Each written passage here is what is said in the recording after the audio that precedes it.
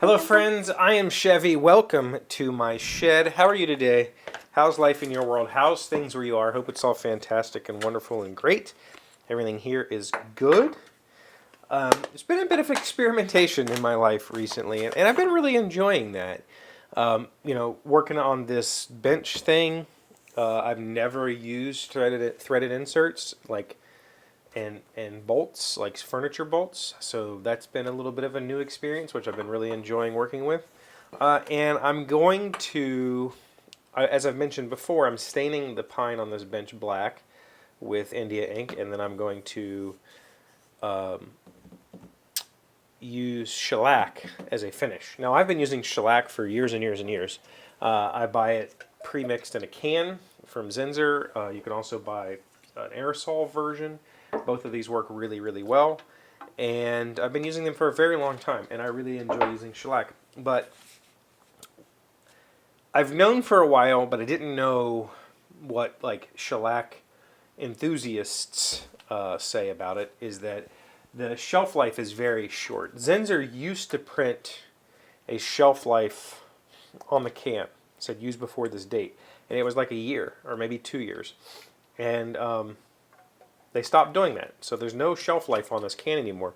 But I have noticed that my old shellac, I used to keep a jar back here that I put some of this in, and I would dilute it every now and then with alcohol because it evaporates off. The shellac would take forever to dry. It would stay gummy and sticky and weird.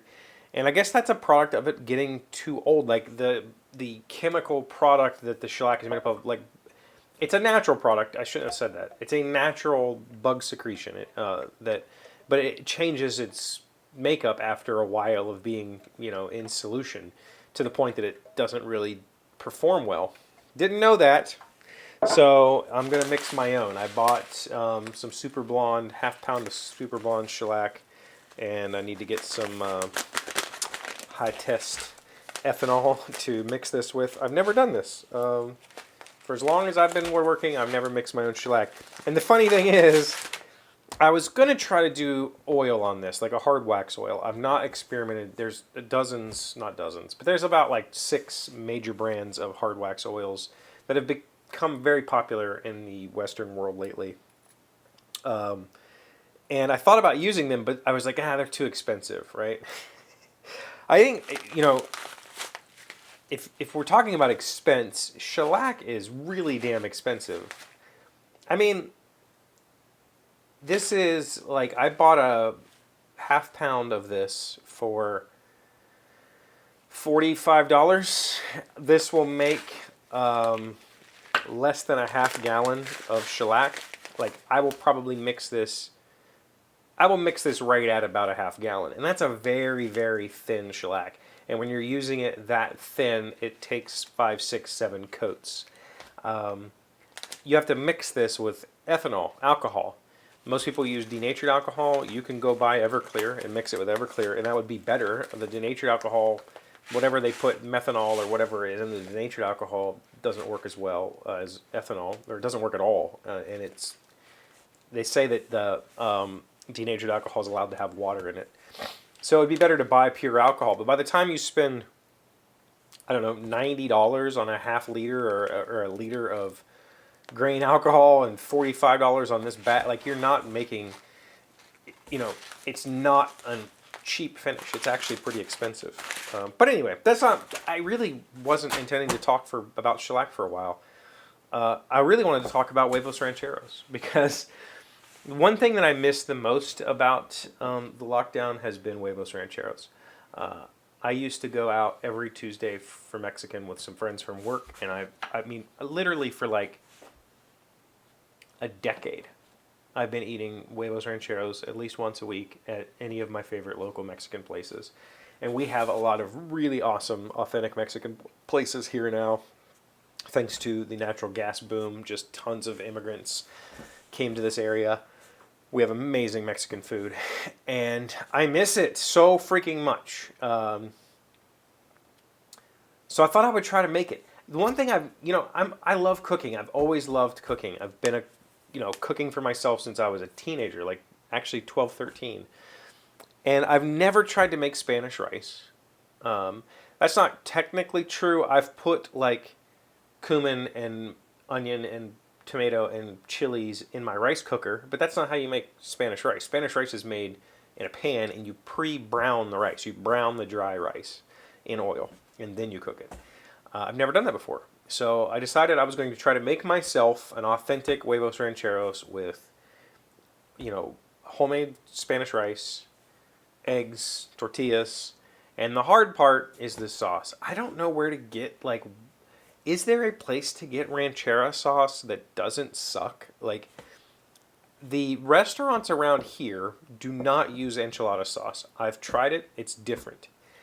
They are using some oniony ranchera sauce, and I don't know where they get it. I'm assuming that Cisco or whatever food vendor they get their food off of offers, or I think there's actually like a Mexican distributor around here, that's what they do, is they distribute to the Mexican restaurants around here, and they bring in stuff from Mexico. But I need to learn how to make ranchera sauce, but I don't have a food processor. It seems like such an involved thing, but it also seems like it should be so freaking simple, and I miss it so much. So what I did, I had heard before that Taco Bell's medium sauce is ranchera sauce. Like that's what an authentic ranchera sauce would taste like. And so I tried taco sauce on my huevos rancheros, and it was terrible. It was really not good. I don't know if it's the brand of taco sauce that I have. It was really overpowering and it wasn't creamy and nice. It was just, it wasn't correct. So I'm going to keep experimenting because I really miss huevos rancheros, and I feel like it's a very simple dish and that I should be able to make it, right? It should be something that I can figure out. I shouldn't have to struggle to have huevos rancheros, and I shouldn't have to, I don't work near my favorite huevos rancheros place anymore. The one here close to me is okay, but not nearly as good as the one in Morgantown, which is about a half-hour drive, and so I'm not willing to drive up there every week to have huevos rancheros. I need to figure out how to make it on my own. Do you have any advice for me? I know that some of you are from areas of the world outside of my experience, and some of you might have a good recipe. Yeah. I don't know. Okay. Yeah. So that's what I want. I was going to talk about, experimenting in the kitchen, and then I got off on talking about shellac. Haven't worked on the bench or the table thing all week. Hopefully I will get to work on it tomorrow as I have the day off. But my child has dental work in the morning, and we'll see what happens after that.